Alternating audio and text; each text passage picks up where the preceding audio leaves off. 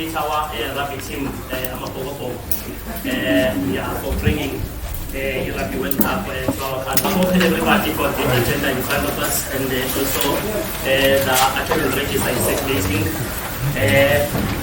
Item number 1, we have done that already. Let us shoot straight to item number 2, and I'm hoping that our program will be very smooth and peaceful. So it's going to be, it won't take more than 2 hours. That's what I'm hoping. Let us go to, without wasting any time, let us go to item number 2. That will come in remarks by our honorable councillor. Over to you. Thank you, Honourable Speaker, and greetings to you. Greetings to the district mayor, the local mayor, the leadership, the municipality, the management of the municipality, the local administration led by the management led by the municipal manager, and greetings to all the stakeholders are present here in this meeting that has been convened today by yourself and the mayor of the I think we are giving away an opportunity on behalf of the local where we are to ways of welcoming and also our introduction this meeting that we've convened on the budget and ICT. Review, where we are meeting our stakeholders. On behalf of the municipality and the ward where we are, I wish to extend one welcome to all of you who are in this meeting of stakeholders that have convened to deliberate on issues that are related to the IDP and budget for both the Gwala and the local municipality. I would want to waste time on the way of welcoming. Let me just look straight to the introductions. Amongst us, we've got our own district mayor, Mayor Lumalo,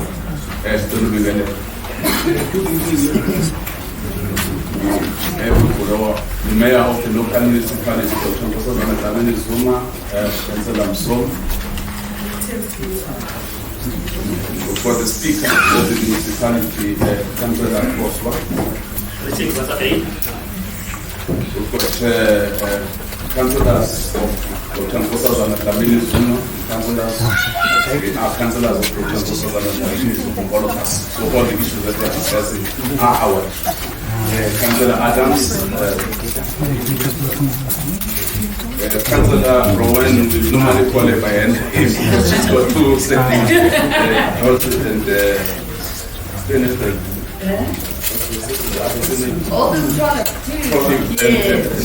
yeah. Thank you. Then amongst us we've got the municipal managers, municipal manager for Gwala District, Ubaba Usnege. Municipal manager for Dr. NTZ, Ubaba Ubesi. We've got management from the Gwala District Municipality, Drakensberg. Yes, we've got management from the local municipality, Thank you. And we've got officials from the district that are not in management positions. Okay, we've got other officials from the local municipality, they are somewhere around. And I understand that as we are in the stakeholders meeting, the invitation has been issued as such for these particular matters that are on the agenda. There are stakeholders that are present here. Can I check if the Red Players Association, the committee members are here? Okay. The business association, combined, the business association, is there any business association in town? So it's one thing. So it should be 2 things. The business association is present.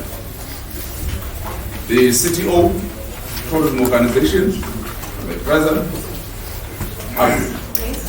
Oh, you are. And the Tax Association,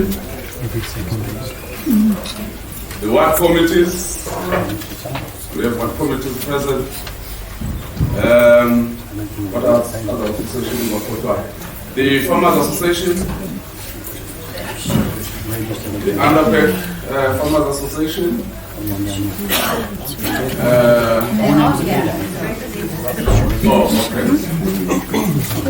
All the residents of the street traders.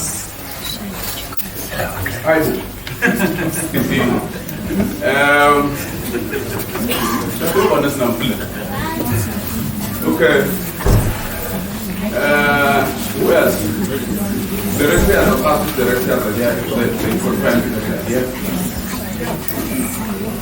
Yeah, it's very clear the association. Okay. It looks like we put majority of community members. I don't know. But I've just checked if they are from those structure. If you go to the structure here for Sunday Community Forum, present. Yeah, we're here. Oh, okay. Bona abamema abantu bakuneya ezomhlanganweni kumphakathi kodwa ke besihlangana lesibeno ngoba bekulesifunda ukuthi the community meeting that was convened by the Sunday Community Forum. But I don't know if it was assisted with we treat this as a community meeting or as a stakeholders meeting to engage on the agenda that was issued by the invitation and agenda that was issued by both local municipalities and district municipalities speakers. Then who is elaborate? Thank you very much. I'll just give you a big round of applause. Let's clarify this. According to my knowledge, had a community meeting, Zone 1.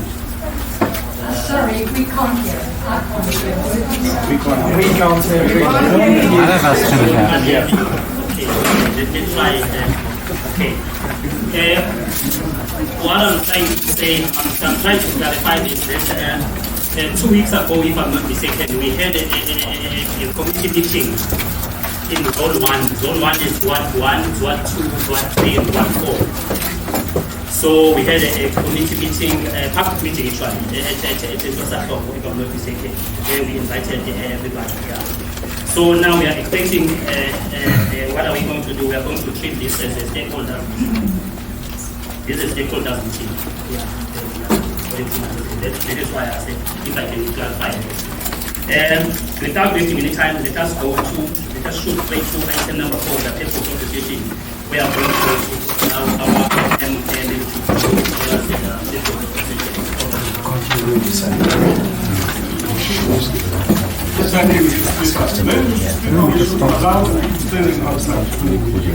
At least if there's space to come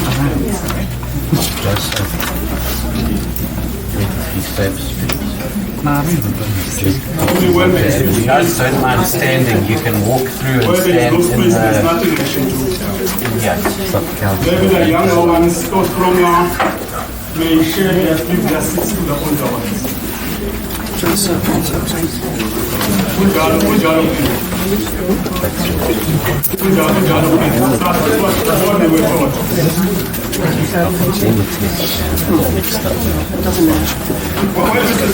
I may get to the business, what you asked me to explain the purpose of today's meeting. Section 152B of the Constitution of the Republic of South Africa, Act 108 of 1996, enjoins municipalities a responsibility to encourage the participation of the local community in the affairs of the municipality. That is Section 152B of the Constitution.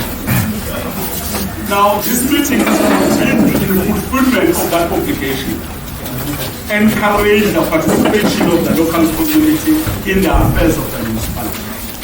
From time to time, I think twice in a year, once in March between March and June, and once in November in this term, October, November.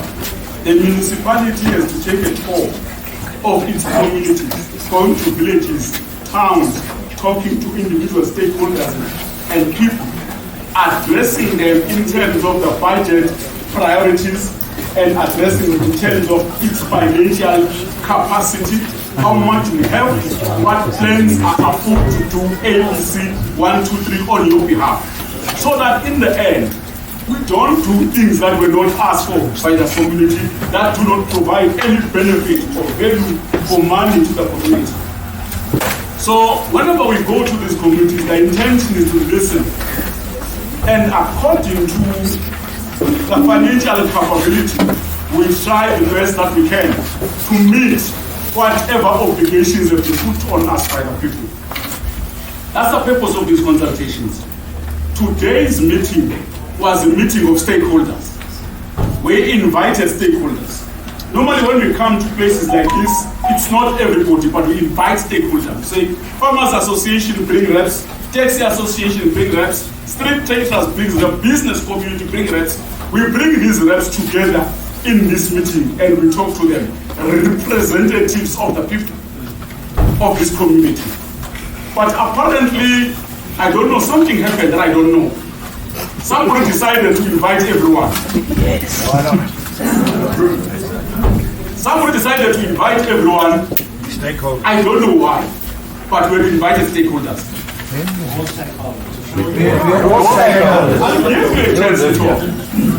It's me that is talking at the moment.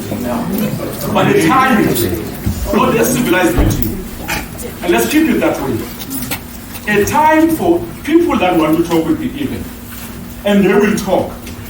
And in a civil meeting, you put your hand up. The chair gives you a chance to say what you want to say. When another speaker is still on the floor, we respect. Let them address the meeting until they sit down, and then let somebody else come and address it. That's how we work. I never deny that you are important. I never deny the importance of ratepayers, the role that they have, because we're here for them. Those stakeholders represent ratepayers, but yes, at some time there is a need for us to engage directly with ratepayers. We're not scared. Let's meet with them, because ratepayers are not enemies, quite enemies. They are human beings for whom we represent. So it's not an issue. It's just I wanted to clarify the position of the municipality, what I know. Mr. Speaker, I'm yours. I've done what you wanted me to do. Thank you. Thank you very much. And then let's give him a now we know why we're here.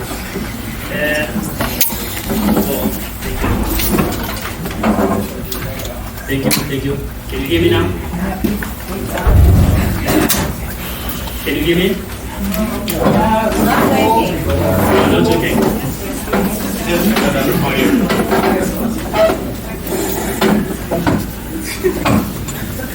You want me to use my shortcut voice? Can you hear me, Underberg? Yes, thank you. Okay, thank you very much. Now I hope you can hear me.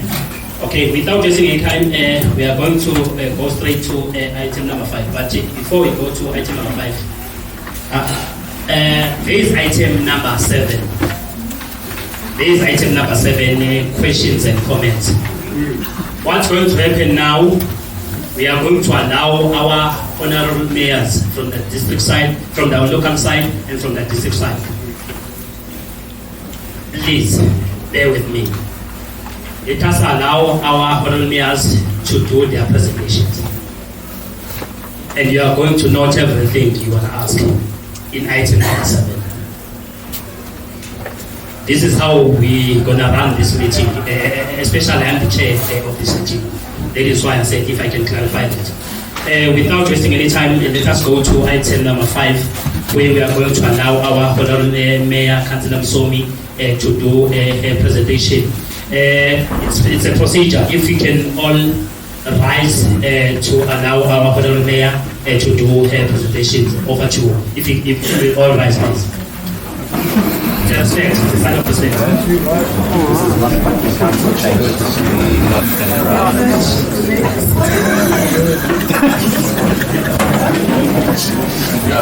Thank you, Speaker. I am greeting you.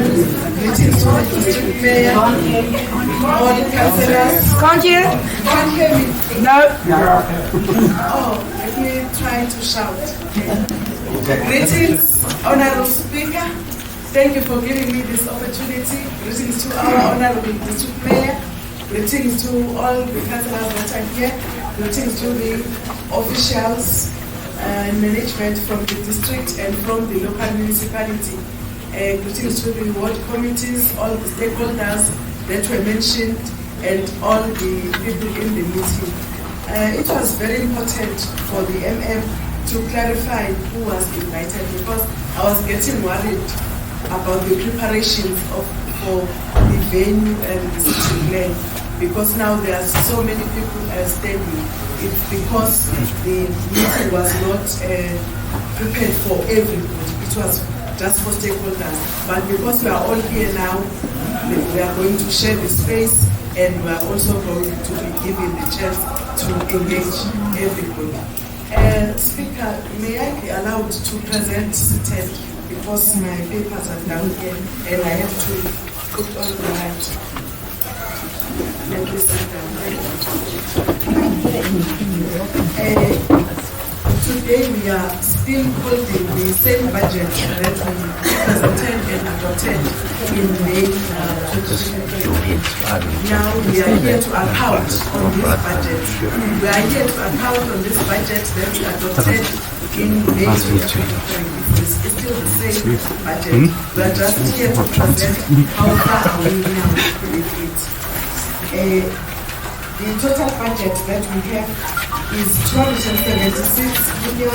We are on page 2, 276,177,549. And then we had an additional 1 million that was given to us by Porter, KZN Porter, so that we can put equipment, fire equipment, and disaster management equipment in the structure that we built in Gwala. And again, there is a little budget cut that we are going to get, because we had a budget of 31 million for me. But now, because of the challenges with the national fiscus, our budget is going to be cut by 2.1 million. Now we are going to have a 29 million meal budget, which is going to be, we are going to be using that one going forward. On the integrated national electricity program, we have 7,261,000, and the total revenue that we have including INEC is 284 million. Then we go to how this budget is utilized. But before I go there, I need to explain that our municipality is 74% grant dependent. If we don't get our equitable share and need, we really cannot function, because we only have 26% of our own revenue, because we are one municipality with the amenities that can generate revenue. For disaster management, we budgeted 884,900. We have put aside the budget for repairs and maintenance, and those are the amenities within the page 3 that we are going to repair for this current financial year. The total capital budget, the budget that we are going to use to build and construct all that is being constructed, the roads, the ports, the crashes, the bridges, everything, we are going to use 91,234,000, which we take from the municipal infrastructure grant to 31,279,000 that I've just said that it has been decreased to 29 million. And we added our internal budget that we derived from the savings over the years and also from the investments that we have on the bank. We generate interest there. Then we're going to take 60 million from that to add to the 31 million that we have provided as a grant to continue constructing all the amenities that we need to construct. On page 4, we have put all the 9 items of the things that we are going to construct. The first block is for those that are going to be built through MIG. The second block are all the projects that are going to be constructed using the internal fund. At the bottom, we put all the service delivery capital projects. When we say service delivery capital project, we mean those projects that are built at the communities, not the ones that we use as the municipality. For example, when we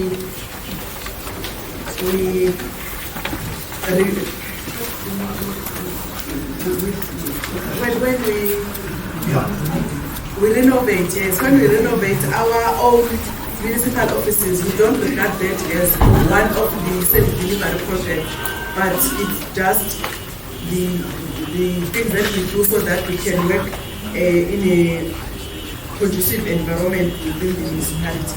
Then on page 5, those are the projects that we are going to do on electricity. But we are very proud, speakers, to inform the ratepayers that all our areas are connected to the electricity grid. When we put the net grant of electrification, we just use it for infills, the houses that were built after the projects of electricity were done. We don't have a altogether dark village. We don't have that in our municipality. The speaker has said that 2 weeks ago we had an IDP review roadshow that was meant for all the committee members of the zone 1. We are in zone 1 here because we have divided our municipality according to 3 zones so that we minimize the traveling costs when we do these IDP roadshows. So we are now in zone 1, which comprises of Ward 1, Ward 2, Ward 3 and Ward 4. Today we are in Ward 3 and most of the stakeholders that are here today are from Ward 3, Ward 2 and 3. But we present the whole budget for the zone Ward 1, 2, 3 and 4 because we are all in zone 1. So we start with Ward 1 that we have constructed the access road Himeville, which is 60% complete by now, and we have also constructed a new gravel road which is 80% complete in Ward 1. We are going to construct Nkosozana sports field. We have not started yet, it's still on the design stage. Then we have electrification projects for Ward 1 at a greater step more and Village, which is 100 units. And also for this current financial year, we have phase 6 of 55 households. From Ward 1 to Ward 15, we are going to install bus shelters. We are still designing them for all the Ward 15, and also procure a mobile library. We say it's for Ward 1 to 15 because it will be a mobile library that is going to be traveling from Ward 1 to 15 on different alternating days, so that those communities that are very far from libraries can benefit from the mobile library. Ward 1 still has a housing project, one OSS house OS House is Operation Sukumasake housing project that is built by the municipality. We don't normally construct houses, but if we see a family that is too destitute to build their own house, maybe it's too old a person to build their own house, or a child-dependent household, and we see that they cannot build their own house, we spread the budget and we build the house. We built one house in Ward 1, and that house is complete, and the Department of Human Settlements, Provincial Department, is planning reach Buhlangeni households. Still in Ward 1, but those ones that I'm getting to now are not only specific to Ward 1, but are the project that we do for all wards. The training of SMMEs and the awareness programs we do in all wards, and the handover of material that is requested by small, medium and big business enterprises. We provide them with equipment which they apply for, and we've handed over across the wards, but we have not finished because the financial year has not ended yet. We still continue with the LED support equipment. KZN Hospitality Youth Training Program was provided for us by the KZN and Environmental Tourism Department. Food preparation training at taxi ranks, so that our own informal traders can be able to provide second-hand food for those people who buy from them. Business administration trainings, ward models, training models as in beauticians, things like that. Tender documents, file compilation training. We do that because we very much wish that most of our budget benefits the service providers from the NPZ. Sometimes they don't get tenders because they fail to fill in the business tenders correctly. So we give the training for them so that they are able to compete at a fair level with other service providers from different areas. And all those other trainings that we have written there on page 7. On the tourism awareness, we provided awareness campaigns on tourism so that everybody within our jurisdiction must know what we have under tourism, so that we support our local tourism even before the tourists that come from outside can come. A budget has been set aside for the facilitation and coordination of market exposure for local businesses. The annual program that we budget for, we budget 829,000. Youth development programs from Ward 1 to 15, we have trained 30 local youth on driving skills. We've identified 2 from each ward. There was an advertisement, and the interested youth applied. Back to school and matric awards that we do to encourage our matrics to obtain good results. Career exhibition program so that they can decide when or what to do when they finish matric. Sports, youth games, boys youth camp, Nkosozana, that's an event for the maidens that they attend. It was held at Ward 1. Youth skills on SMMEs by the Berg Incubation Hub, which is funded by the Department of Social Development. That is an annual program. It happens to develop our youth.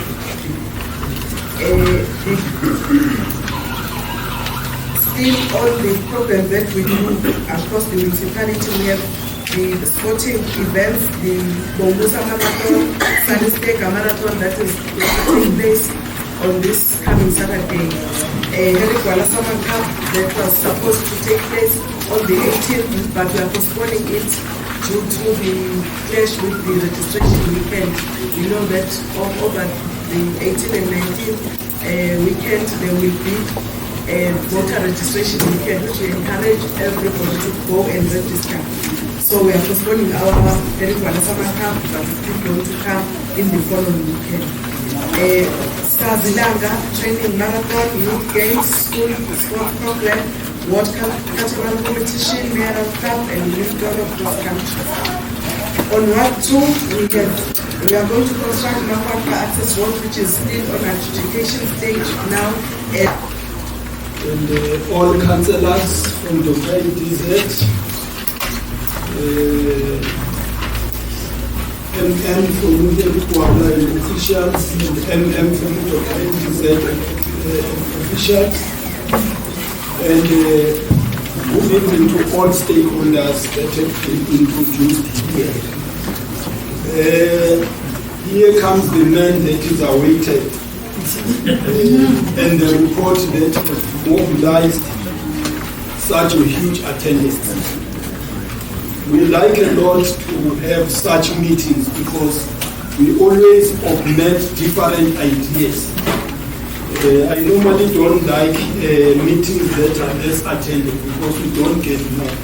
Even though the saying of English says dynamite comes in small packages. As the district, we don't have a lot.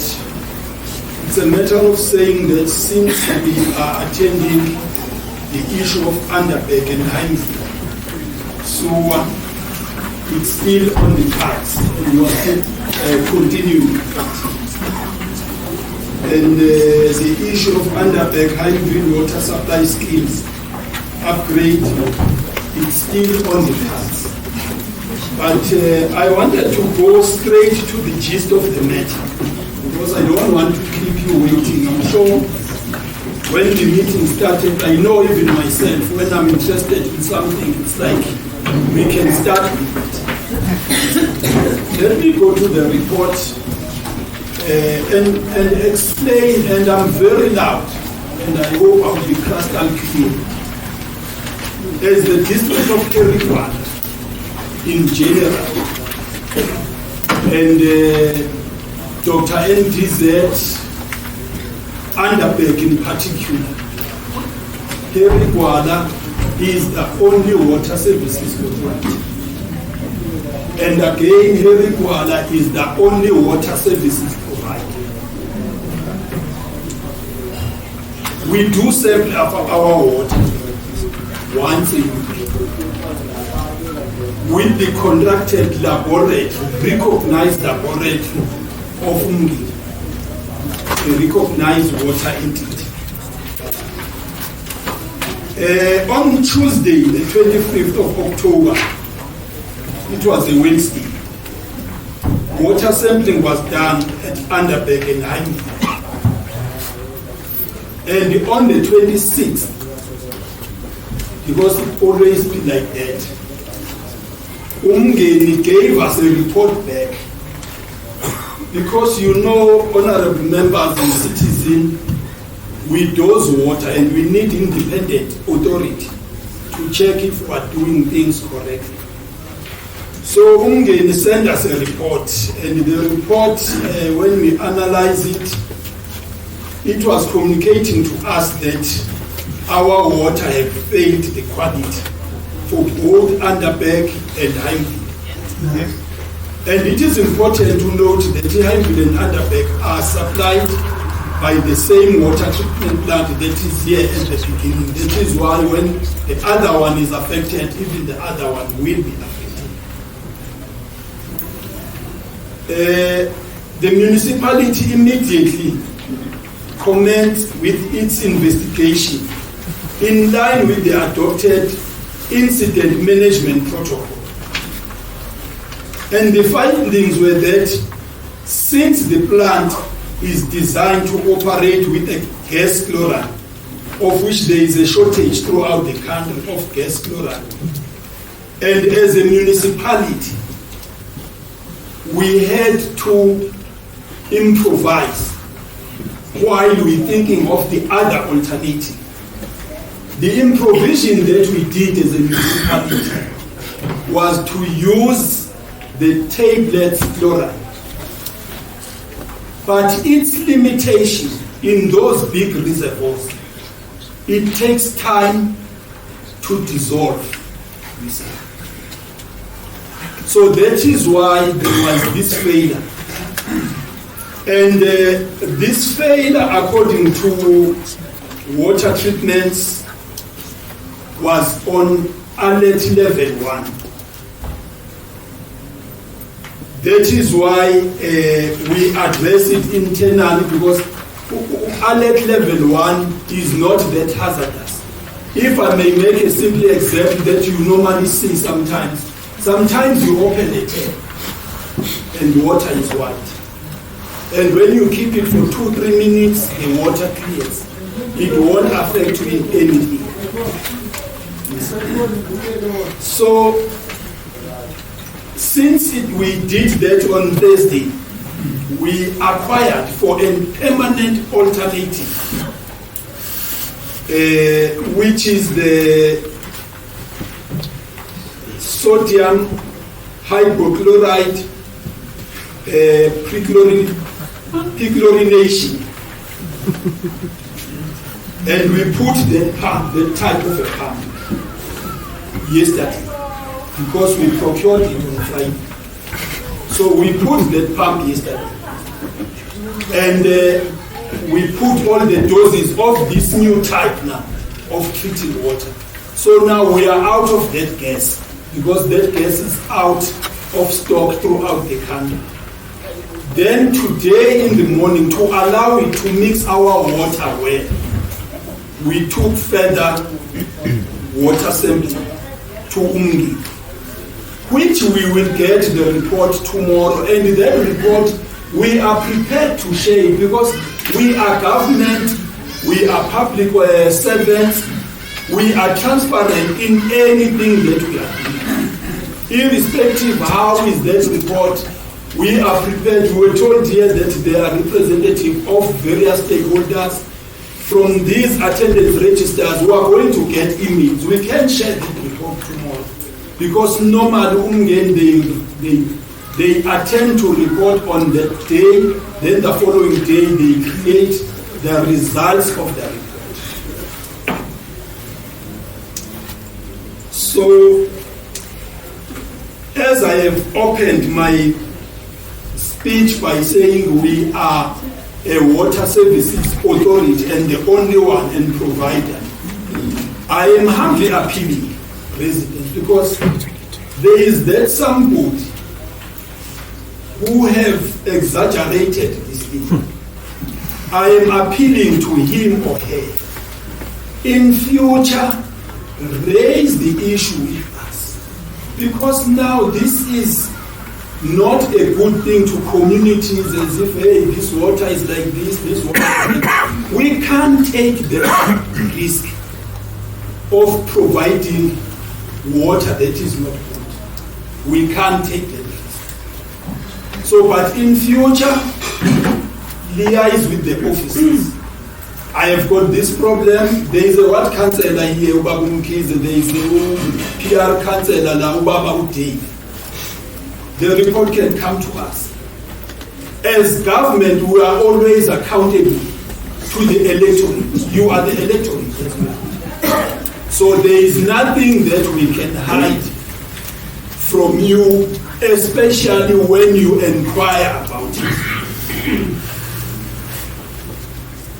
So that is all I can explain about this issue of water. Because the way this thing was on the media and everything, you see today I was supposed to be in Joburg, but I have postponed that to tomorrow. Because I don't want to feel like Babu Dave, I'm running away from this. And it was coinciding with the IDP roadshow from the municipality. My deputy mayor was going to come here and stand for that. But because I'm the chairperson other than being the mayor, I'm the chairperson of infrastructure, who Dave and other residents here, they know when we had problems here that we were going with them right down there from the source in the river and everything to rectify the problems of Underberg stroke Himeville, because you are urban. Without water provision, you can't do anything, and you are unable to provide you with trucks and other things. It's too inconveniencing. Underberg is a tourism area.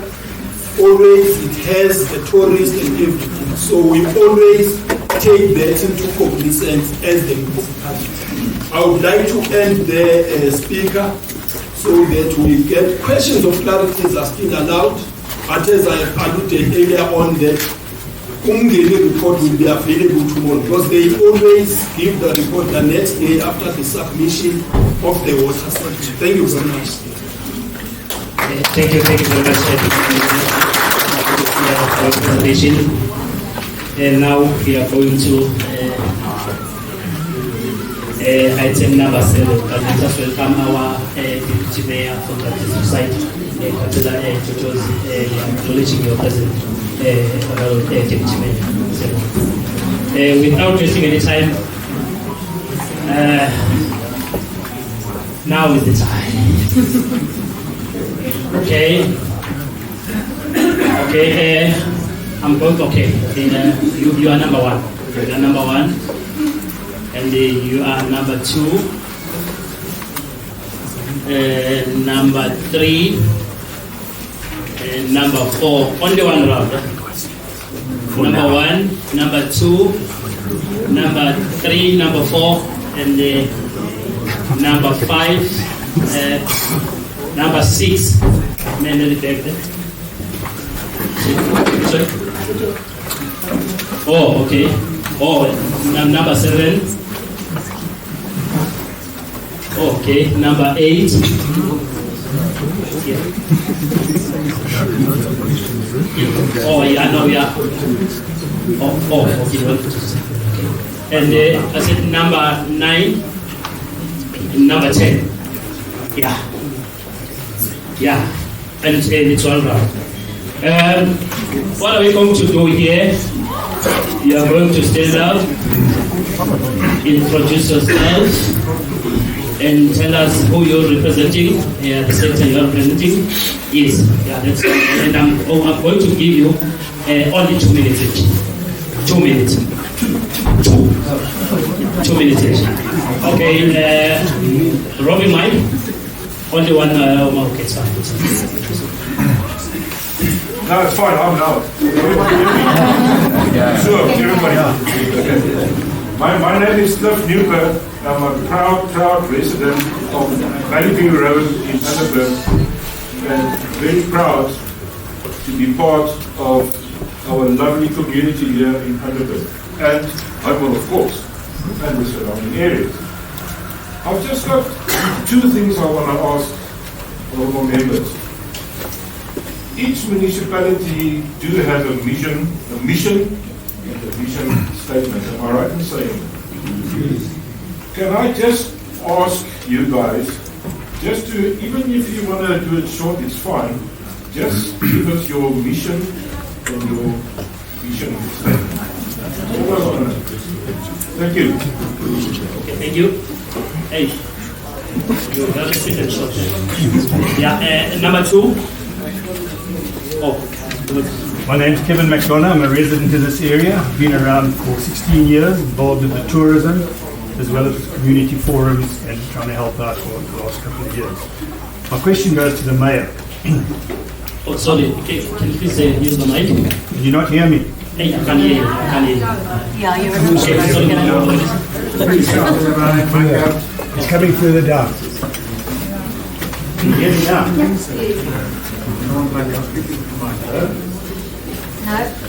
Can you hear me now? Yes. My name's Kevin McDonough. I'm a resident in this area and have been for 16 years, involved in tourism and very involved in the municipality for the community as well, trying to help out. My question goes to the mayor. I've sent you 20 emails. Oh, sorry to tell you. Which mayor? The mayor. Yeah, local. Local. Yeah. I've sent you 20 emails regarding the behavior of the municipal manager on social media. Labeling racist comments. You can laugh, but you can laugh. And defamatory comments. Last year I laid charges of defamation and racism against him. The Pakistani, he refused to sign or provide affidavits that was thrown out. This year I asked a simple question: how much money did you spend on the Sani on the road to Flashy Fen? And it turned out it was a horrible mess once again. You have not answered one of my emails. Why not? You answered my email this morning regarding the water. So you are getting my emails. And I have the proof of delivery of all of them.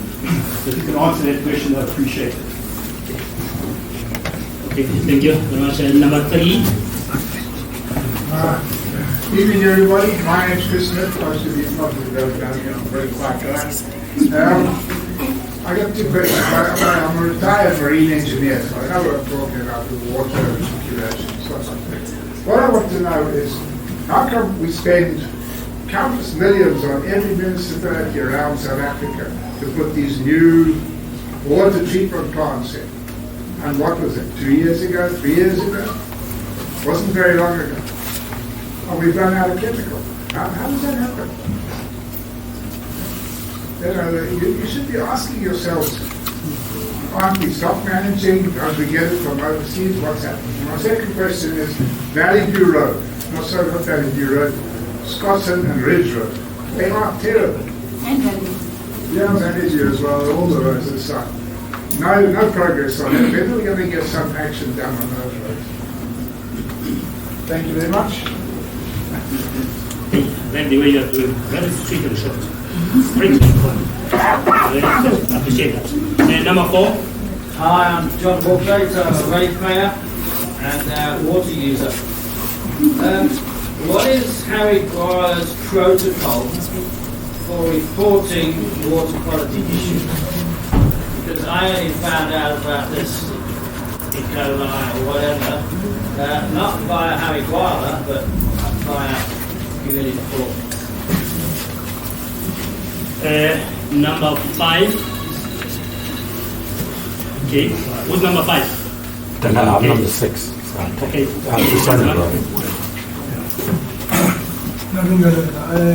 Speak up. Ngicela mhlambe straight ngikhulume ngesizathu.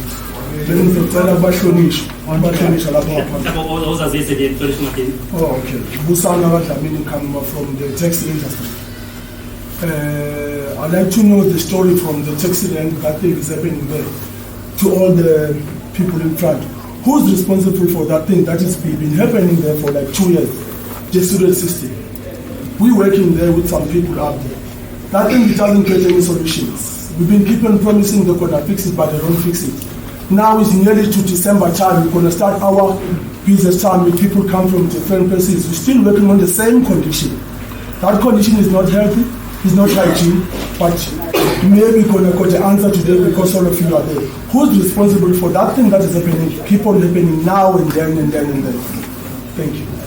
Because that thing is flowing down from there, down to the river, it's a sewage. That's the Exactly. The smell in there is hefty. We've been some young people, old people are waiting for the taxi. They've been used to that terrible smell in there.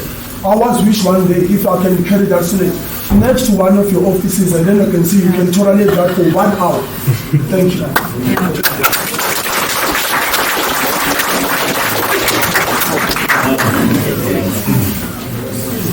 Speaker number 1. Didn't get that. Speaker number 2, 3, 4, and now speaker number 5. But it's 5. It's 5. Let us go to number 6.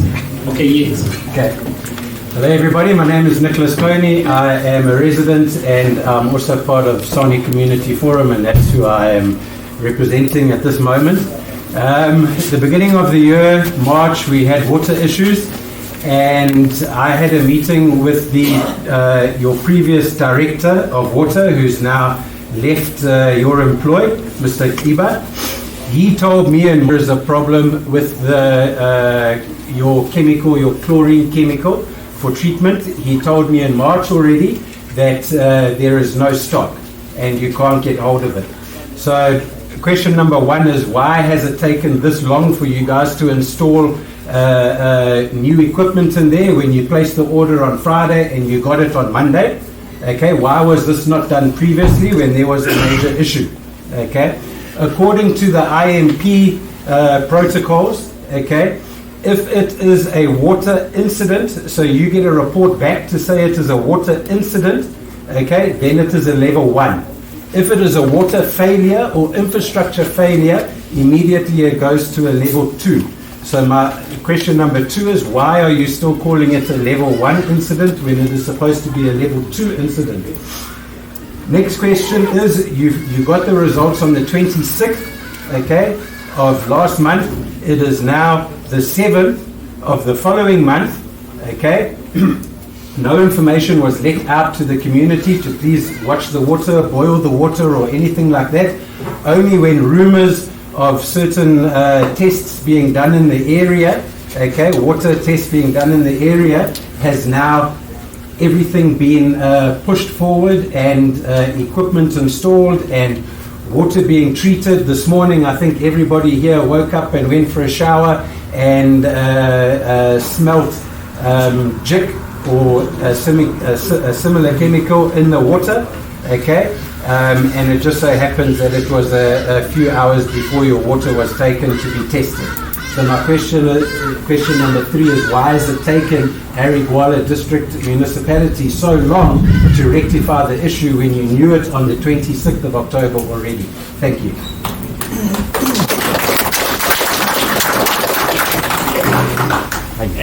Number 7. He was at the cabinet. Okay, fine. Who is number 7? Who's number 7?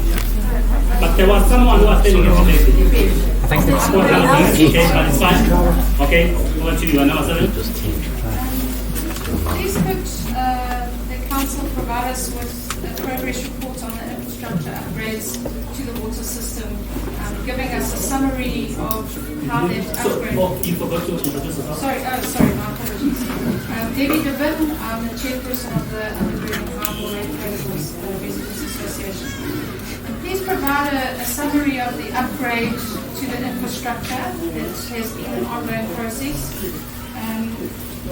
That's the first thing. The second thing is the staff issues which we had, which resulted in water crises in the past, involved some disciplinary action. Please can you give us a report back on the disciplinary action that was taken, and are those staff matters resolved, and can we expect that that would be, is that still an impending threat, or has that been resolved? Number 3, the measures, are there any measures being taken to secure all water infrastructure sites? So if it is somebody who's going to sabotage the sites, has any security been put in place to ensure that the sites are secure for water? And then lastly, what management systems are being put in place to ensure that there are no supply shortfalls in the future? Thank you very much. Number 8. Can I be number 8? Hey, no. I take number 8, please. Who's number 8? Who's number 8? No one's number 8. There is number 8. There was a 8. I think who was sitting here? Oh, okay. Okay, I'm going to take number 9. You want to say something? Yeah. Oh, yeah, okay. Yeah, I'm Andre Kriya. I live on Gwala Crescent, and I was in the committee that was overseeing the construction of our road. And every committee meeting that we had was not very good. But what's happened now, supposedly Gwala Crescent upgrade has been completed, but it has not been completed. The inlets into the roads adjoining it were not done. There should be an inlet in each road 3 meters wide. It was not done. The road, if you take a look at it now, the extra tar layer that the contractor put on is breaking up. The road is only not even 18 months old, and it is breaking up already. So there's two things. The inlets have not been done and the road is breaking up. And I don't think the project manager even came out once to take a look at what was going on with that road. The second thing is the billing from Gwala. Mr. Dave tried to get you guys to send my billing to me, email. I still do not get it after 6 months. So please get your billing right.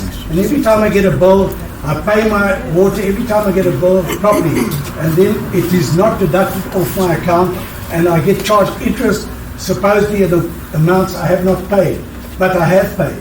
And then I get another account in the end which says brought forward.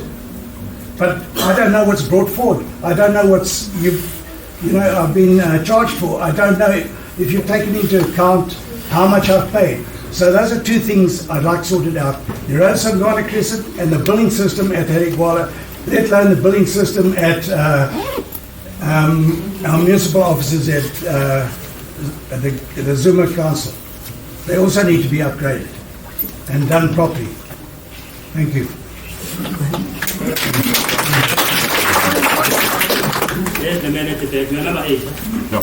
It's number 9.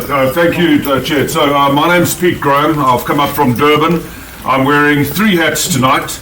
The first one is that of a tourist who's been coming to this beautiful part of the world for the last 45 years. And no, I'm not 45 years old. The second one is an environmentalist.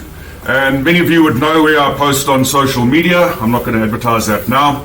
And the third one is I'm the interim speaker on environmental and tourism affairs for Action SA.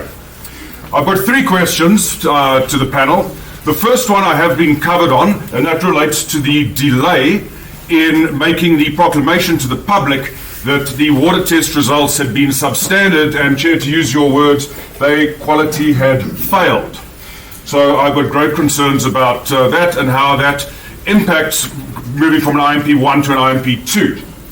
The next question is, there's now anecdotal evidence, and let's also use the word alleged, that a JIC-type substance / bleach was added to the water.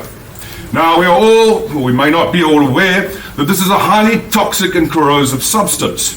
I would like to know what protocols were followed that we got the right dissolved level of bleach into the water system. This is a potable water system, and those with a suppressed immune system could find themselves in a lot of trouble. That obviously extends to having E. coli in the water. And my third question, Chair, is what I would like to see, and I'm going to read this out very briefly, that when and I did have my own water purification business, so I do have a slight idea of what I'm talking about. When we are going to test for water, which Mgeni would do, we would need to test for things like your microbiological parameters, and that, of course, is the E. coli, which we all would know. Then the chemical parameters, so that's a lot of your heavy metals, nitrates, pesticides, etc. Physical parameters, so pH levels, turbidity, color, etc. Radiological parameters, that's self-explanatory, and any other specific tests which may be warranted. And in this case, I would say that certain of those tests would have to include the testing for the level of chlorination of the water. And obviously now there's a move to other chemicals being used. And yes, I can test that there is a national shortage of these gases. So that is, I wouldn't put that blame on Gwala. That is a national occurring thing. Those are my 3 questions. Thank you, Chair. Hi there, I'm Daryl Keywood. I'm a committee member on the Ratepayers and Residents Association. And I may be partly to blame for kicking this ball into touch, in that the original water testing kits were provided by an organization called WaterCan during Water Week, which took place the week of the 24th of September. This indicated that there was some concern in our rivers and dams, but not really any major concern in our municipal tap water.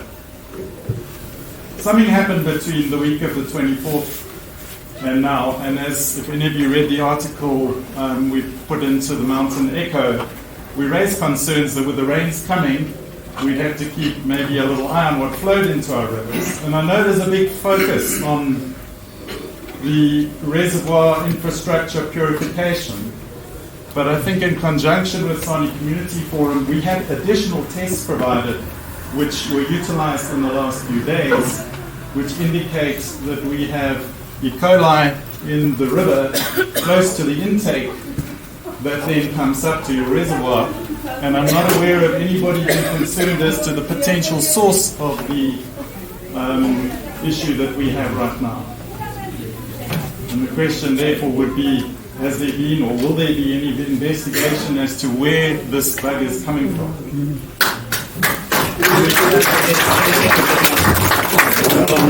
Patient. Okay, before we answer all this question, let me allow our Honorable Njiza.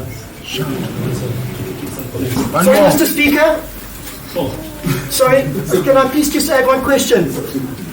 Are we number 11? Yes, last one, promise. Last one. No. And you remember, at least maybe if there's someone maybe who needs to add something, at least you can write something down. Yes, we have our officials at the table here, at least because we have too plenty here. So, and you can, as you can see outside, the rain is bad and the weather is bad. So we're supposed to grab safe when we're going back to our home. So now I'm going to give more then after that, please answers. Well, thanks, Speaker. I've got the benefit of being a community member because I'm elected by them to represent them, but also a municipal representative because I'm elected to serve on the structure that takes care of the matters of the municipality. But I think, Speaker, I wanted just to raise this issue with the mayor, as district mayor, because it came to our attention. Normally, what normally happens, we had built a strong relationship with the Sani Community Forum, as well as the Red Players Association, where they will normally forward the information regarding any matter that is related to water challenges, water and sanitation challenges, especially in Ward 2, because I'm representing Ward 2. Then through the system that we have, a WhatsApp system, I will then forward the information direct to the superintendent, the area manager, the chairperson of water infrastructure, Underberg. So with this one, there was something that was strange. And there was an allegation that a community meeting yesterday, we said the water is poisoned, which is not correct. Because I was receiving messages saying so. I happened to go through a Mountain Echo article, and I think Mr. Key has just referred to it, which was saying that the water was tested by a scientist and it was particular in terms of the locations where those tests were done. And then they went to the reservoir, tapped water, and it was negative. Then suddenly, I'm not informed of anything. Then I came across through a WhatsApp group that is not even coming from them, a poster that was saying people must be alarmed, there is a serious problem, and so on and so on. And they must come to this meeting they must be part of this meeting because there's a serious problem. Then when I got that, immediately I forwarded it to the district officials to look into it and advise us properly. Because the communication that we need to provide to the community must be a correct and authorized communication from the district. I can't communicate speculations. Now, my concern was, if we receive a threat of health hazard initially from a person who did the study, we thought that it's the same person who did the study who said it's negative to tap water. But immediately now we are receiving something that is saying it's positive. The question that is raising, Mr. Key, is key. That an investigation must be made to establish what exactly happened. That resulted into the same reservoir that was just recently reported that it's negative. Then suddenly something happened.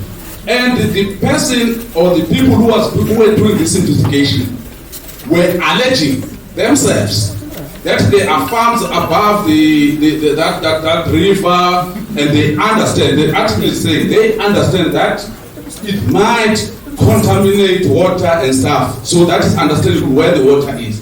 But now this thing just suddenly happened that it went into our reservoirs. Now we had to caution our communities. Now we have to debate whether this thing is correct or not. Now, I can't rely on the information that is not related to the district, because that information has to be related to the district and then be brought back to us to say, please caution the communities, all of them, there is a problem. Now, I follow that type of protocol, not speculation. And one of the comments that were made in one of the social media pages was saying, we are not going to wait for the district because they are useless and everything and so on. It's important that we relate those issues, because I have myself as a ward councillor to prove to the district that I received a complaint of this nature. I forwarded it immediately to Mr. Slemba, area manager, and I didn't receive a response here on time and alert the community of the threat. So I plead with the community and stakeholders that we continue with this relationship. Otherwise, we end up being not too sure what is the agenda behind some of the information coming to us, and some of it being said it's not a problem, and suddenly it's a problem. Yes, it's a problem, but now we are not informed of it. I'm just pleading with the community and informing Mr. Mayor for the district that from our side, even to date, there is no one that has directly communicated with us about this to say there is a problem, we are calling a community meeting to address such problem. Instead, we got it from the rumors and we directed it to the right place, and we are happy that the district is responding and taking actions immediately. Thank you.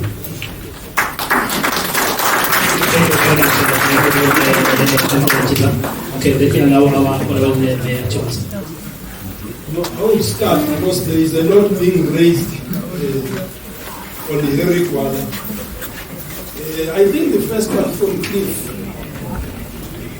has asked a very simple question, an open-ended question, because as a municipality we have a website. Our vision and mission is there. And I like our mission because it talks about us providing water hand in hand with our communities. Since there are engineers here who have commented and everything. You know what, good people, when we were doing the rising main from the river there, Dave was there, because the other council at the time was the former mayor. We were with those technocrats, retired technocrats, trying to construct the pipe to be 300 diameter from 200 to pump water from the river up here. So that is why we always say we are people's government, working for the people, working with the people, not people working against us. Because it doesn't mean that since we are leaders here, we possess that all wisdom that we are clever than all of you. It's not like that. So we must always assist each other. You see, when I was new in 2019 as a district mayor, I introduced myself to stakeholders.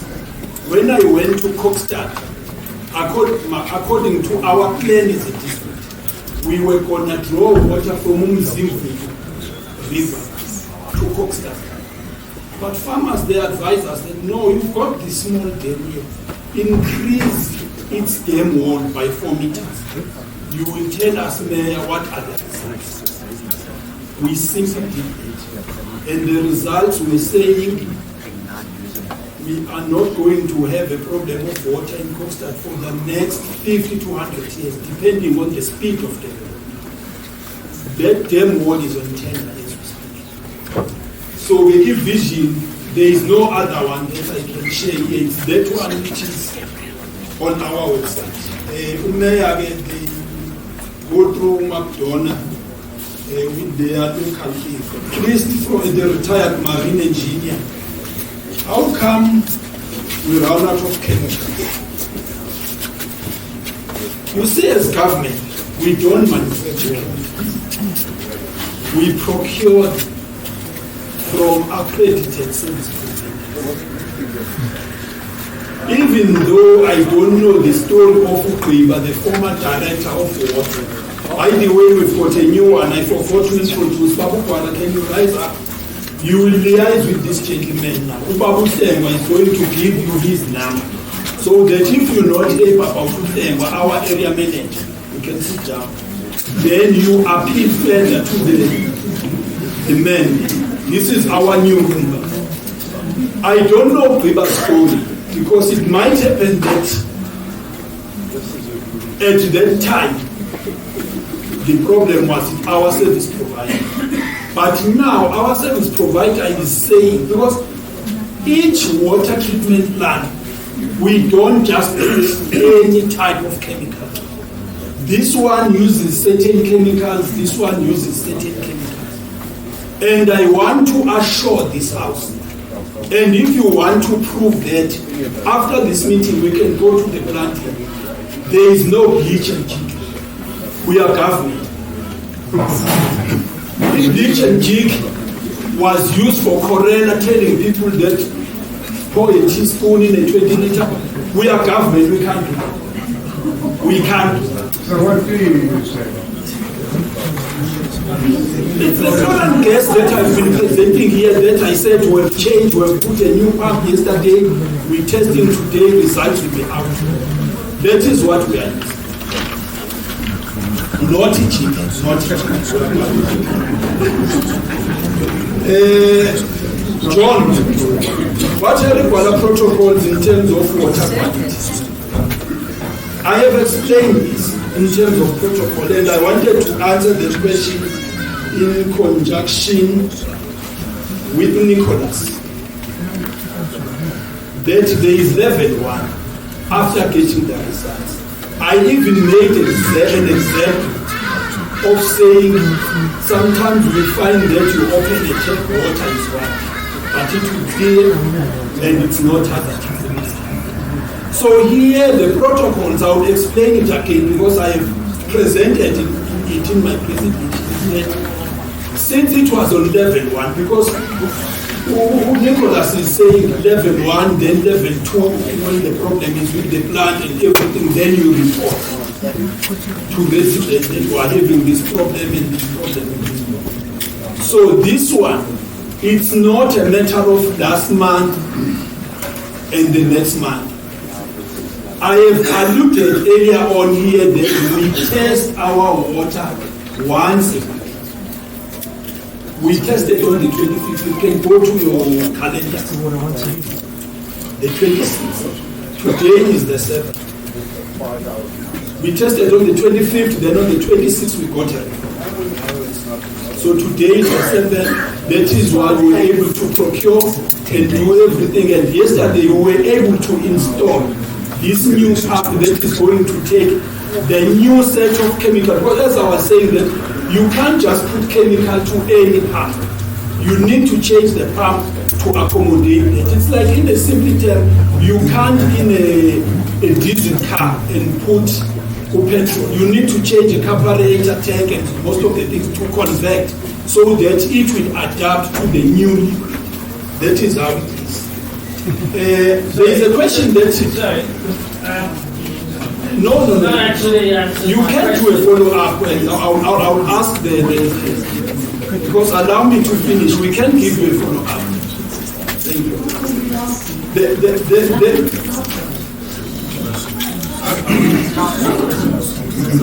There is a question, Kapusani. I will answer it in Zulu so that I wanted him to, so that Sitolane Musani.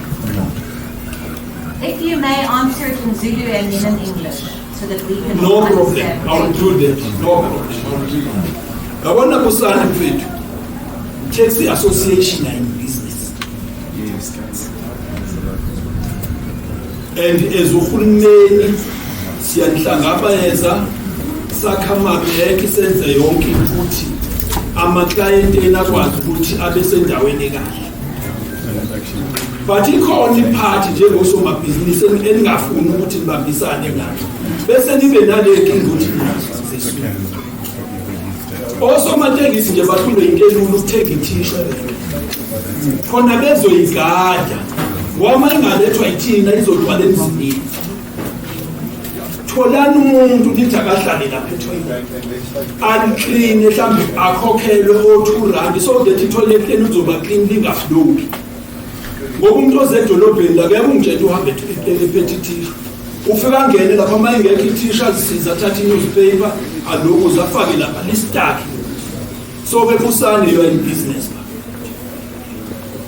wenze kahle uze la hambe kwabanye osomatekisi futhi ngizokhuluma noKay u-district chairperson other ranks benza kahle kuyamele ukuthi sihlanganise.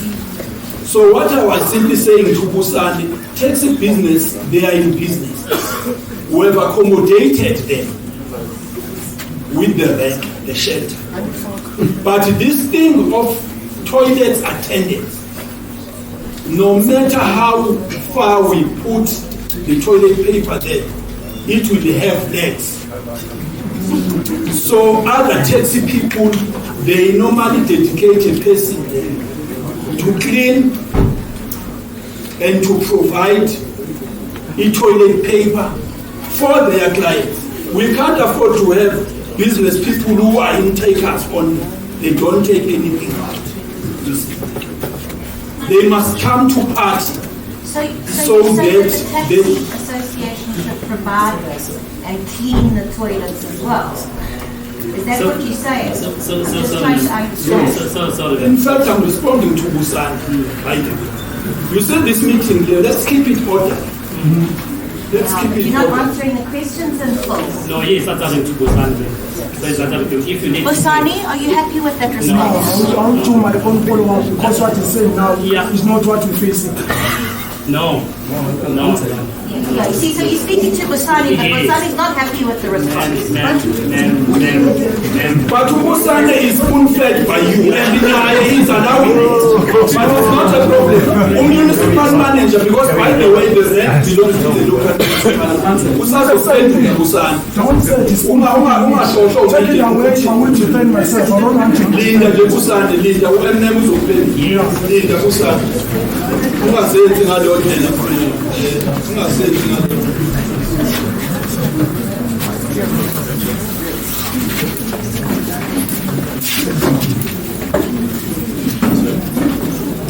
Okay, TP, provide us with the upgrade of the infrastructure, staff disciplinary outcome. What are the measures to curb this in future? You see the first one. The infrastructure here, we have upgraded from the river by putting that big pipe. Because before, Iwasani and Underberg, they were having a problem with the supply of water because we had a small pipe from the river up here. But now we have put the big one. And we have added the Galaxy tank so that we draw enough water for the town, then other one will be able to go to the high on the infrastructure. Then the outcome of the disciplinary, I think you will give us more details outside this meeting because I am not aware because I'm a politician, but and unfortunately the managers that are here, they are all new. They started last year. EBS started in November, the infrastructure manager, municipal manager started in August, September. But do give us that because we are always committed to high discipline in our staff because they represent us. Special people. On the measures to curb this in future, I think this pump that I said we have bought and installed yesterday, it's the one that is a problem solver for future, because now we're no more going to use the gas chlorine because it has run out of the country, and I'm glad some of the residents there have attested that to us that he is aware that this gas chlorine is running out, and you can't just change the chemicals. You need to change it in the pump to make it adapt to that particular chemical that we are going to use. It was more of the local by the road. But Mr. Kronye, I'm appealing to you, give us your telephone number so that we do a follow-up on the issue of your billing. No problem. Well, it's not him. There's like 30 or 40 of us that are having similar problems, but I see that nobody's speaking up on it. And no one's allowed to talk. So, I'm just coming on the back of Mr. Grenier or whatever his name is. Wait. What was happening the last term? These issues of billing and accounts were raised several times when I was here. Who gave me the attest? And we send our staff to come and attend to that. Thanks to SPA, sometimes they use the park next to SPA entrance there. Then communities were going there. We still can bring that service again back here. And that's where you will be able to. And we will try to popularize it maybe by putting a notice by SPA that on such a day, Gwala will be here to attend to accounts. We're not going to run away from it. No, but when I contact your offices and I ask people to assist me, they tell me that they will get back to me, and then they never do. And then when I contact again, they refuse to speak with me. So I'm sitting with, all of a sudden, I have been in 9,000 Rand in credit that I've paid in over the last few years. All of a sudden, I get a 60,000 Rand bill for water. As I'm saying, and nobody is willing to help me. No. As I'm saying, Kronye, you are going to do a follow-up specifically for your problem. But since others seemingly share the same problem with you, we are going to set some dates where we will come near SPA and we attend to all the accounts. And the interest that is being billed on that outstanding money. Who's going to take one number so we can have a follow-up? Who's going to take one number? You're an adult, you don't need protection. Then let me continue this.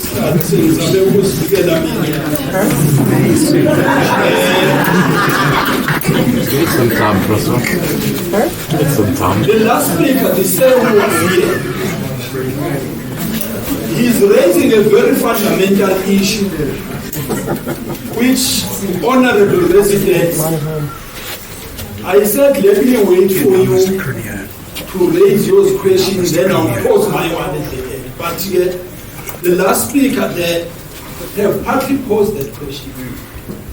You say, as the municipality, since I said we are the only water services authority and water services provider, he says, due to floods and other things, when they were testing water down the river, there was an element of which you don't know how it come about to affect the water that you're.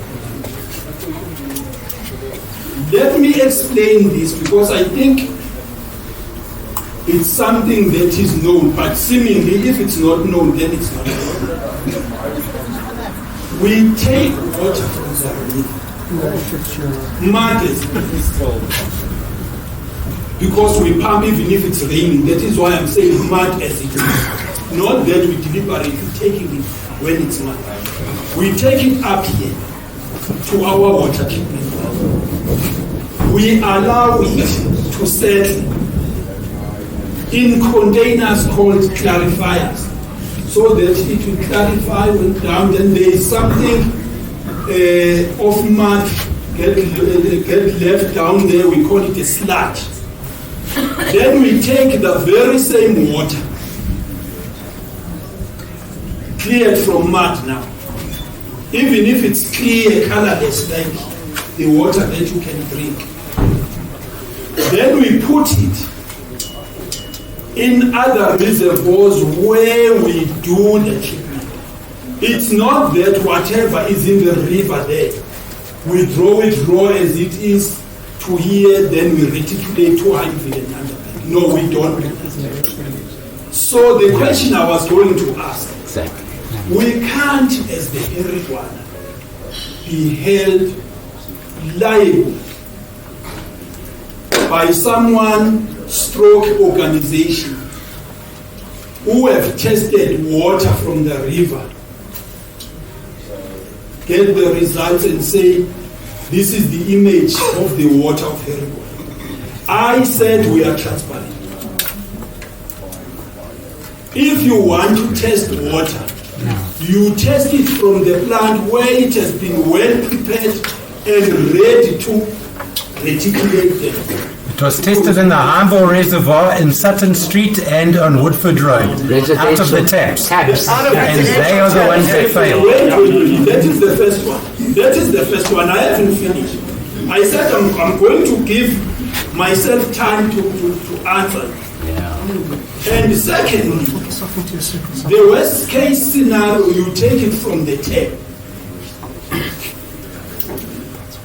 But how sure are we, as Gwala now, that you take it from our own tap? It's simple. Come to my house and I'll do it for you. Why would you waste our time? Listen, I'm answering questions. There is this one. I'm still going to attend to it because we said we're not. We said those who still want to have questions, they must write down. There is this last one. I was talking about the last gentleman who was talking about. So I'm saying, I said earlier on, we are prepared to share the report tomorrow because we took samples of water after putting this new pump with the new chemical. Because we are government, we are open for transparency. So this thing of saying, because you know what, to tarnish us, because we need to be honest when we do things.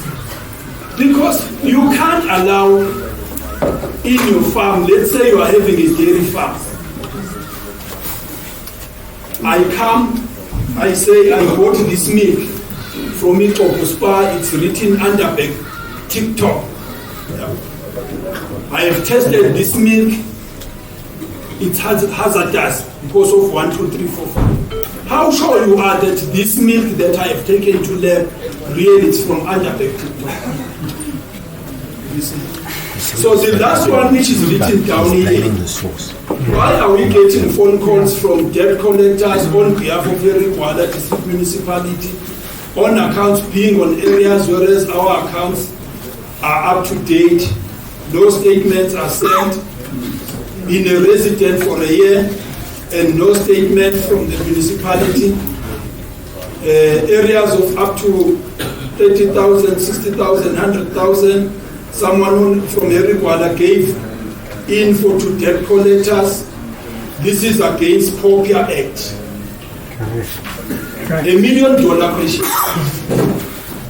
This comes from one resident, but he talks on behalf of others.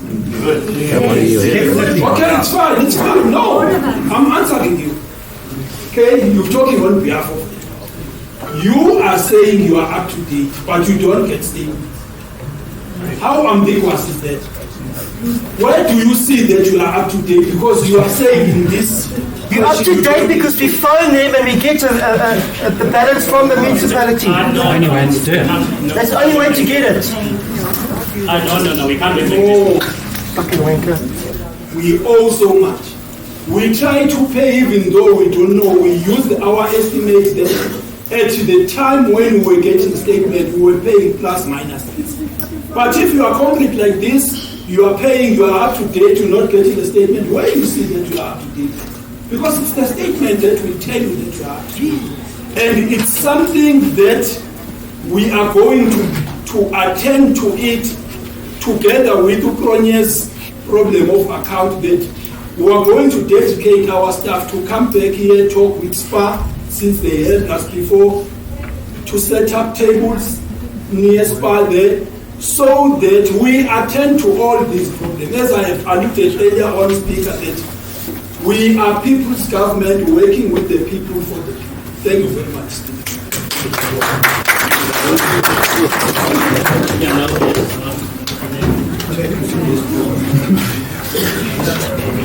Thank you very much, Speaker. Firstly, I'm going to answer the question about our condition. Even ours is in our website, but I'm going to remind residents who don't know our vision. Our vision is we want to be a responsible quality service provider by 2030. That's a long term. Our mission is to provide quality, sustainable basic services while promoting tourism, agricultural investment opportunities, community involvement, and protection of the environment. So that is our mission, which is the short term. When I go to the second question directed to me by Kevin, I'm so happy to have met you, Kevin, today, because you are kind of a person. Because the first email that I received was in 2022. He said these are defamatory comments that were made by the MM. I must deal with it as the mayor. I dealt with that issue. I confronted the MM, what is the issue about? And MM said, Mayor, you can't be involved because that matter is sub judice. We are in court with Kevin. And I replied, because now we are interjecting. Sub judice was not sub judice. Now we are interjecting. Okay, you may proceed, Member. Okay, I replied the email to Kevin, and I said I'm not going to be involved because the MM said they are in court with Kevin. And Kevin replied and said MM is lying, they are not in court. But today, everybody was here. He said he laid charges to the FM. Charges are laid in court. So I can't get involved in the matter between the two of them because now they have laid charges against one another. And after I said that, he assisted or tagged many other community members to his email saying, as the mayor, I'm sweeping this under carpet. I'm also not supposed to be in that position because I'm not capable of being a mayor. And I asked, why are these other people added into the email? Because the email is directed to me and I must deal with the matter with the FM. And those other people are not saying anything, they're just tagged by Kevin on the email. And I said, he's just agitating the people against the municipality because there's no reason for Kevin to take every other community member on the issue that is involving himself and the MM only. After that, when I said he shouldn't be emailing me with the whole of other community members tagged, and I never replied to him again. That's why he's saying he's emailed me for the 20th time. And if you email me again for the 21st time, 22nd, 30th, I'm not going to answer you. Okay, sir, can I just reply? No. Let's address the issue now. No. Let's address the issue. Kevin. The man said you work on high discipline just now. The way you behave, no. You can't control The way you guys behave. No. Control the Kevin. We allow you to keep your question. All of a sudden, you are the one who's disturbing the meeting. No, I can't allow you. And Kevin said, I answered him on the matter of water yesterday, and then he understood that I'm receiving his email. He understood that I'm receiving his email because I answered him even earlier when I started as the mayor. I'm receiving all the emails, but I'm not going to answer them. But I answered all the different issues that he was emailing me about because I respond to all residents who send me emails or WhatsApp messages or SMS. I respond to everybody, including Kevin. But I can't respond if he says I must do this, which I can't do. That's why on a point of order, Madam Mayor, on a point of order, on a point of order, the honourable, that is Mr. MacDonald, please. Point of order. Point of respect. You talk about this honourable, the honourable, but you talk about one of our most respected members of the community. Point of order.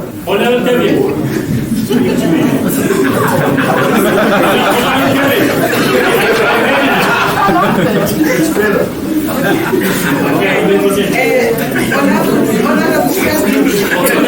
You asked a question about the road to Fleshy Fen.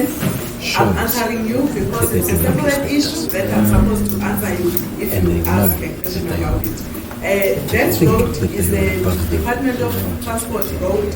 It was not fixed by Dr. NDZ municipality. It was fixed by the DOT. If you have concerns, you rather send your concerns to the Department of Transport.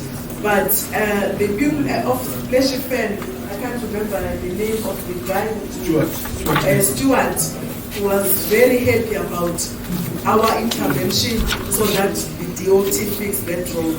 He was very happy about it. We didn't know that there is an issue, but the issue must be referred to the Department of Transport. Chris Smith was talking about the roads that are problematic, but we don't know if those roads are our roads or the Department of Transport roads. Councillor Chiza knows about those roads.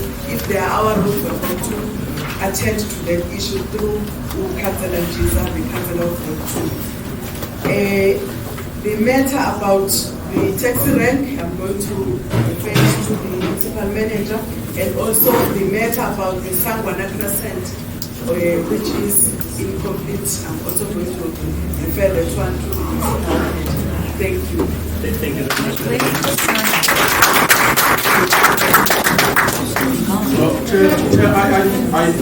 I'm used to shouting, so I don't think there's going to be a problem with anyone hearing what I'm saying. But then two speakers can't be on the floor. The gentleman over there called Honorable Kevin Madonna wants to speak while I'm speaking. What do I do? Supposed to speak, you may proceed. So then ask him to put his head down so that I can speak. That's how we behave. We just excessive in the meetings. And I'm asking everyone to do that. No, Jefferson, the very view road, I know about the complaints. There is a gentleman that has been talking to me quite often. I just forget his name. Just one gentleman that has been talking to me. I know he speaks on behalf of a number of residents in that area. I sent my engineers there, Mr. Speaker, to talk to him. They went to talk to him, they saw the road. We are re-graveling that road. It's a gravel road. We have some roads are gravel here, some roads are tar. We are improving those that are gravel to tar ever since the merger. I think we have done quite a good work. Good work re-graveling certain roads. We have not been to Valley View to improve it. We are re-graveling it. We will re-gravel it this year, but the upcoming financial year, we will then put concrete on it, not tar, concrete. so that that road will last long, very long, longer than mine, and no longer there until myself and Gwala. That is the plan. That is the plan. The plan is in the budget. We want to improve that road. We have been to Saxon Street. We found it like that when the major came through. We have been to Thomas Street. Doubting Thomases were saying we'll never be at Thomas Street. What was that today? Scotson Street, we've been there. We've been to Sangwana. The gentleman was complaining about just a few snakes at Sangwana. We are going to attend to them. But we are improving. Ever since the major came through Jefferson, we are proud of the kind of work that we put up as a Dr. Ndis. And in Gwala, in Underberg, in Himeville, man. Himeville.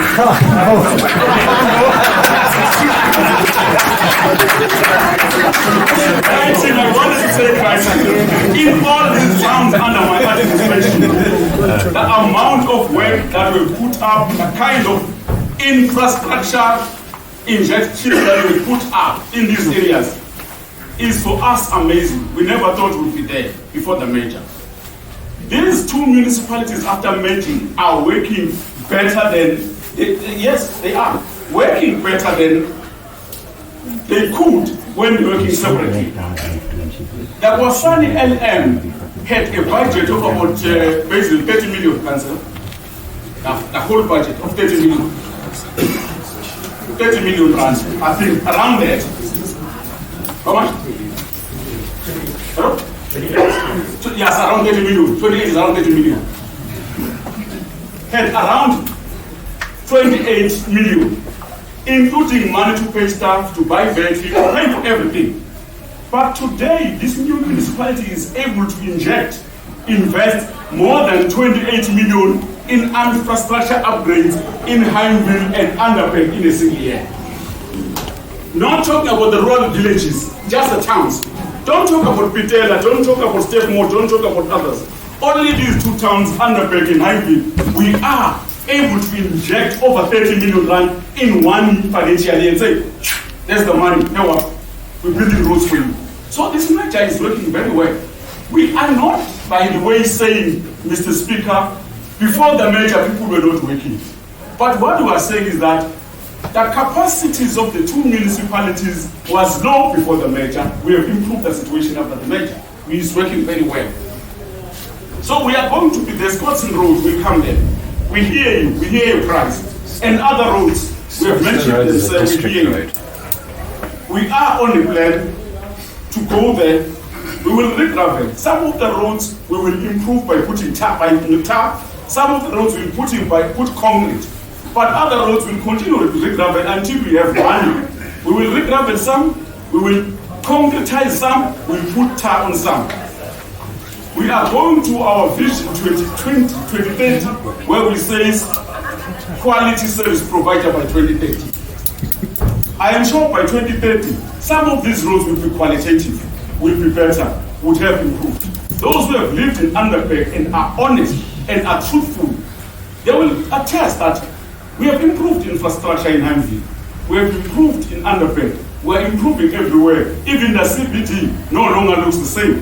Obviously, there are still remaining issues that we need to deal with, like many other issues in the CBD. But the CBD is no longer like it was about 4 or 5 years ago. So we're doing our work. But obviously, there are doomsayers. They are doubting Thomases. There are people who would never say, yeah, you're doing well, because they don't like us. Well, on the issue of the taxi rank, I'm not sure if it's still there. We gave the taxi rank, we gave it to the taxi association. These are business people, they are making money every day. We gave them a taxi rank with a flush toilet and a key, and we said, here is a toilet with water, use it. The water account will pay. Theirs is to get toilet paper to use in the toilet.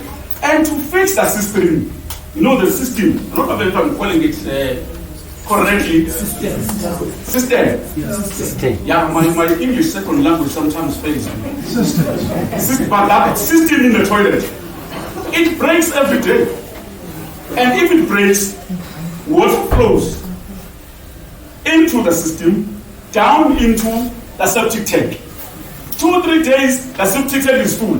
I bring in the truck, I suck it up. I don't know why you call it honey suck at these things. We eat honey without the tea, but we suck it. We suck it until we go. The next day it's full because until you fix the toilet, when the water flows, then you are going to have a problem. Who's supposed to fix the toilet? Must I fix the toilet all the time? I'm using public money to suck the stuff in the septic tank. But the taxi people are not fixing the toilet. And the gentleman says he wants to take the sewer and throw it at my office instead of fixing the toilet that he uses, that he and his people use. When he gets money every day to feed his family, he doesn't want to fix the toilet, he wants to throw the sewer at me. Well, that's fine. That's fine, Mr. Speaker, but I am meeting with Keith Kenny, a reasonable man, who won't throw sewer at me. I'm meeting with the other chairperson of taxi. In one Thursday, I've set up a meeting. Because my problem is that I gave you a taxi rate. I'm saying to them, I gave you a taxi rate. But please fix the toilet. Don't threaten us with sewer. Don't take sewer with your hands. Just flush it down the toilet, but you must fix it. But who does the toilet belong to, if you don't mind me asking? The rent belongs to us. Let me say to the speaker, those who have farms, if you leave to me your farm, the toilet belongs to you, everything, if I live in the farmhouse. The farmhouse belongs to you and all the farm and everything. But if the toilet breaks, you have to call the landlord. Yes. No. I don't call the landlord. I fix it because it's me and my children that use the toilet. It's unreasonable to say I'm going to phone the landlord to come back from Durban and fix the toilet that I use. It's unreasonable. You fix the toilet because you use it. You must fix the toilet because you use it. And then you must pay rent to the landlord. Other than having to call the landlord and say, if you are in America, fly back from America and fix my toilet. But some of the landlords here are abroad. Some are in America. It's fine. I'm not having a problem with that. Do I have to call you from Cape Town to come up and fix the toilet in your house, which me and my family uses? This is unreasonable. But I'm not fighting with anyone, but I'm raising an issue. Which chairperson I think I'm raising with Kenny on Thursday. I'm meeting with him at 8 in the morning to say, please fix the toilet. When the septic tank gets full, I'll suck it up, and it takes about 4 to 5 months to fill up again and come suck it up. Rather than me to suck it up every single day because you're not fixing the toilet. That lady is really causing a problem. Yeah, that's fine. Well, the last issue, Chair. Chair, with regards to my relations with that gentleman, David Madon. Honorable. I don't believe there is anything honorable about Kevin Madon. Because if Kevin McDonald raises a service delivery issue, not just Kevin, Mr. McDonald will be not just Kevin. That's fine. You will respect your constituents. Mr. McDonald is civil with me. You work for us, remember. I will wise be civil with him. That's an issue. If he raises an issue of service delivery, I'm prepared to answer issues of service delivery. But if he calls me incompetent and useless, it's going to draw a negative reaction, and I am going to say things that he will not like, and he's going to come back crying to the man like a baby. Like a baby. So if he treats me like a child, because I'm not his son, I'm an old man. I'm doing my work in the municipality, I'm not his son. So he must stop treating me like his son. I'm also going to treat him like his honorable citizen of this area. If he's becoming rude with me, I'll become rude with him and he's going to cry. Finish, 50-50 proof.